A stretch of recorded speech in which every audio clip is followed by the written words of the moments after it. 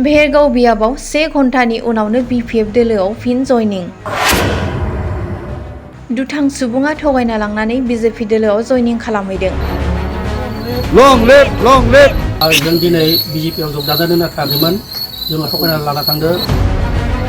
लं live Bhergaon बियाबनि ततलापारा प्राइमारिनि सिङाव थानाय थास'बारि गामिनि साथाम लाइमोनखौ दुथां सुबुङा थगायना लांनानै BJP दोलोआव जयनिं खालामहैदोंमोन।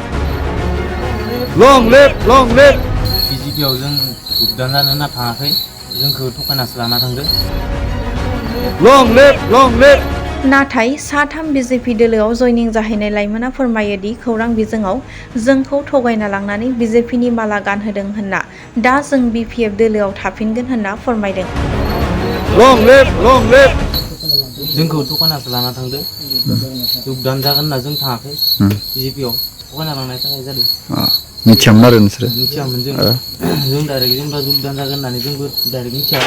जों BPFनि मानसिया जेनेबा जों दा BPF आवनो थाफिनो जों, बेनि थाखाय जों क्लियारिफिकेसन होनाय जादों।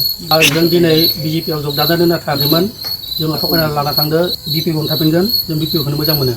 जों बिनिखायनो दिनै क्लियारिफिकेसन होनाय जाबाय। BJP आव जों जगदान जानो होनना थाङाखै, जोंखौ थगायनासो लाना थांदों। लं लिभ